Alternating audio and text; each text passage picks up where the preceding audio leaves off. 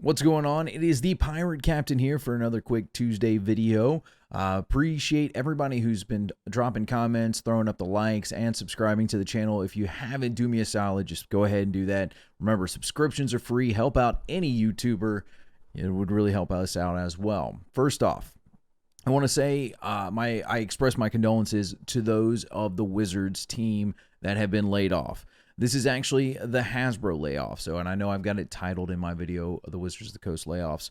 But doing my research on some of these people, I'm going to tell you most of them, the ones that have openly announced that they've been fired, I've done some research on their LinkedIns, looked at their backgrounds. A lot of them are going to be fine. I do feel bad about those who were maybe forced to retire. And I got two names in specific that I want to talk about. We'll probably get into that later in the video. But there may be a bright side to this, and you're going, Pirate Captain, what are you talking about? A bright side to being fired this close to Christmas? That's not the bright side. It's not about being this close to Christmas or the holiday season. It's actually more of the bright side of this might actually be good for Wizards. Looking through some of the people that have announced their layoffs, because there's like 1,100 people that have been laid off. Only so many of them had come out and said it. And I did a few research on some of them. I looked up their LinkedIns. I'm going to tell you, Liz Shue, that one's probably going to be a heartfelt miss. She was forced to retire 28 years and 5 months with the Wizards of the Coast team. Chris Lindsay, 20 years. It was left kind of vague whether he was forced to retire or if he retired. If you ask me, he was probably forced to retire. Love him or hate him, I know there's a lot of controversy surrounding Mike Merles, but he wasn't really doing anything with D&D, but he was helping out the Magic team.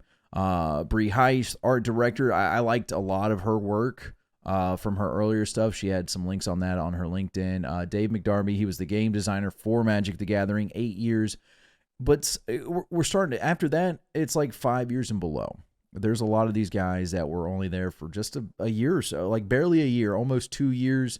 A lot of them came with the acquisition of D&D Beyond. I'm going to tell you, though, the ones that have announced it, I believe they're going to be fine. A lot of their resumes are stacked. They're going to be able to go to great places and do some great stuff. But here's the thing. Here's why this may be a bright side to this whole layoff situation of Hasbro's layoffs. Now, Wizards of the Coast layoffs. Because Wizards didn't come out and want to lay these guys off. Hasbro probably came out and said. Sometimes if you have too many in the hands in the pots, things aren't getting done. A lot of these titles, even some of these people that I'm talking about that I just mentioned, they actually have like double titles. They're like system admin, administrator, executive order. And it's like, hold on, bud. What do you do? And actually, when I looked them up on LinkedIn, some of these double titles, that was it. There was nothing that, hey, look, I was part of this program and I developed this. But they had like a bunch of generic job titles. It's kind of like when you're trying to talk on your resume, you're trying to upsell you were a dishwasher or you worked at McDonald's, and that's what it is. It's the kind of stuff that I would fluff an NCOER. For those of you who are military minded, you know what an NCOER is, or an OER. It's the kind of stuff that you're like, well, I just watched a bunch of goods. Well, you watched $12 million worth of goods. 12 million. And that's what I feel a lot of this is. So now that we're probably cutting through some of these, now I'm going to tell you, like I said, I've mentioned the names that I thought were probably going to be really missed because they've been with the company forever. We're losing a lot of, I wouldn't say an old guard, but we're losing a lot of people that probably had a lot of experience with this stuff. And that's where this is going to hurt. This isn't all a bright side, but we're losing a lot of these people that were just like, what are you here for? What do you do? And now it's going to get these guys thinking, hopefully in this next year, I have to justify my experience, justify why I'm here. Otherwise, come next December in Hasbro's annual layoffs, because Hasbro does this every year, Hasbro's annual layoffs, they're going to be like, well, if I really didn't do anything, or my title's an exorbitant title that just says that I'm the guy that puts the pages together, I might be in trouble. And so now we can get off the ground and maybe get some content actually be put out. I'm going to be honest. I think that they fired some of the wrong people. We just start from the top down, and I want to say this actually, nothing against Jeremy Crawford, but I think it should have started Jeremy Crawford. All right, he's the guy that's letting this stuff go in with this C- material. He has survived this round. Maybe next year, I don't know who goes with it. But you've let go some of these designers that probably weren't doing a whole lot. They weren't contributing. They were there in spirit. They showed up to the meetings. They did something here and there.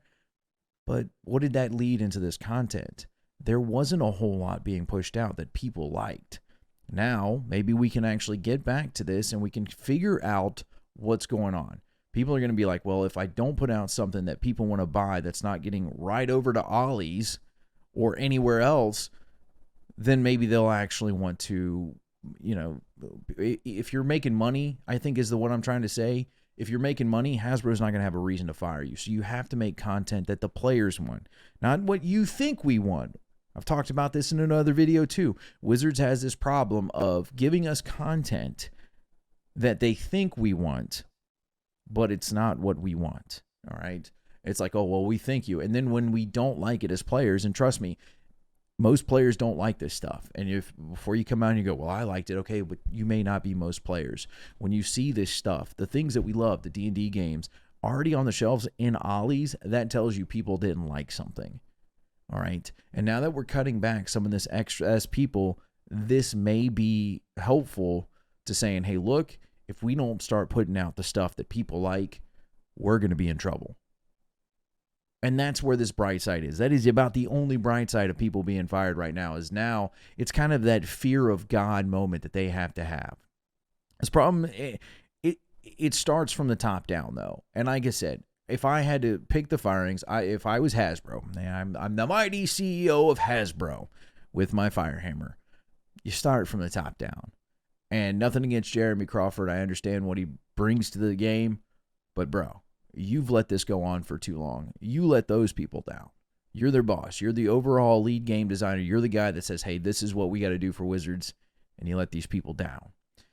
As for Magic, because a lot of these guys, quite a few of them were just Magic designers. Mike Merles, I know, like I said, love him or hate the guy, doesn't matter. He hasn't been working with D&D. He's only been on Magic the Gathering. I feel bad. I tell you who I do feel bad for is Jaina Hodgins. She was a technical producer for the MTG Arena. A lot of people loved that. Some of the Magic players I reached out to said, oh, yeah, we really enjoyed that version. These people, the Magic people are losing a lot with some of these long-time designers. I want D&D, a final note on this. I want D&D to succeed and be fun.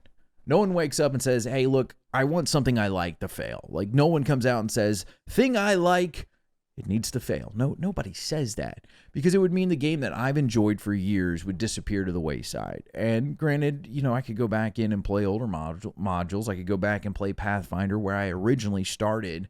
But sometimes we need to know that this is necessary.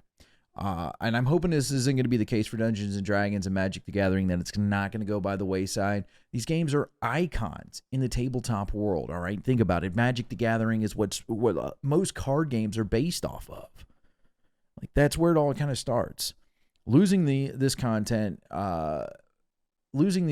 is not what the world deserves. The world deserves really good content. We, as players of the game, lovers of D&D and other tabletops, this doesn't just go for D&D. This goes to even Paizo's and all these indie creators that have created some really good games. If you stop making the content that players like, you can't be mad when you have to do these things. I'm still kind of upset that Hasbro did this. It is Hasbro's annual Christmas layoff. They do this every year. Best wishes from the entire crew, those to the laid off people. I know you're going to land back on your feet. Some of y'all have some absolutely stacked resumes behind you. You're going to do some great things, and I look forward to hearing from all of you. If you like this video, do me a favor. Please like, subscribe, leave a comment. How do you feel these layoffs are going to work out? That's what I want to hear from you. Until next time, happy adventures.